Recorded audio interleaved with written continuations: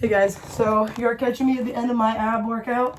Currently doing that 30-day fitness routine through that girl Carrie Pierce. She's a CrossFitter, and I just wanted to show you now that 10 minutes is done. I'll be doing my own like 5 to 7 minutes of abs. I just want to show you my breathing and the way my abs move. So here's what it looks like if I don't care, and I don't really focus on my breathing, and I exhale at the bottom, and I don't squeeze my abs.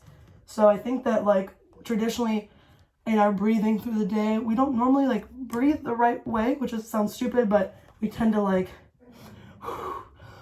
mouth breathe.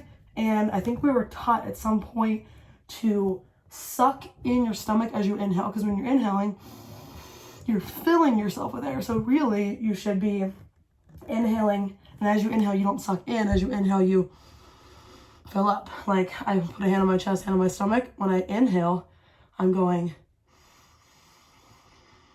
my chest is rising because it's filling with oxygen, and once I get enough air, I keep breathing in so I can get that air into my stomach. And as I exhale through the exertion of my exercise, through the crunching part of my exercise, that is when I pull it all away. So I'm just gonna breathe how I would during my exercises, and watch my stomach here as I inhale.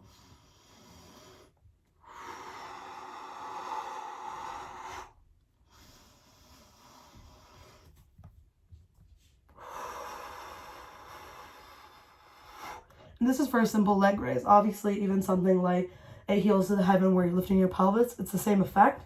It's harder to do, requires more concentration. So we're here.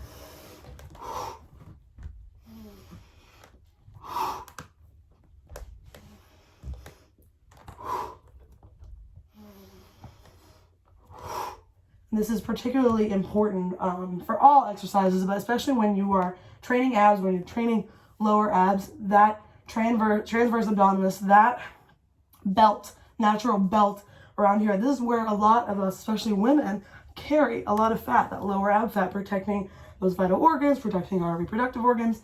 So training those muscles, those weak muscles that tend to disengage so easily, you really need to focus on your breathing. So when I'm here, even doing a simple, what does he call this?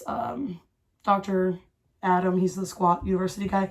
It's from McGill. So what this is you bend one knee, back straight, and you have your hands underneath your low back, keeping it down on the ground, and then you just lift your head.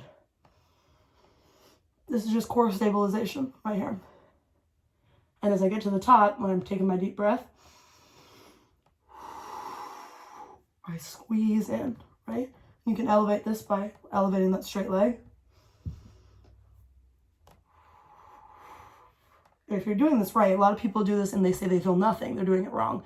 When you're breathing, you need to be crunching. You need to actually focus on engaging the abs. It's really easy to let your abs do nothing. Like you can do crunches and they're just kind of just floating around.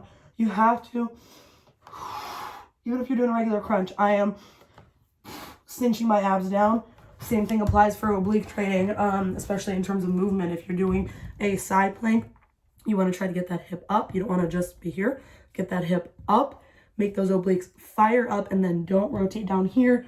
Rotate, open the chest, and make those obliques fire and stabilize you. So that when you start to make it more dynamic, like a hip dip, like a knee drive, all of those things, you're breathing.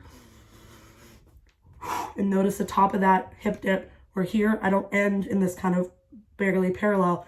I pop up, I get that hip up, those obliques, fire. All right, so good luck. If you're doing ab training, make it focused. Dedicate yourself, dedicate your time to actually engaging those muscles. Engage core, stabilize core equals strong body. Good luck, guys.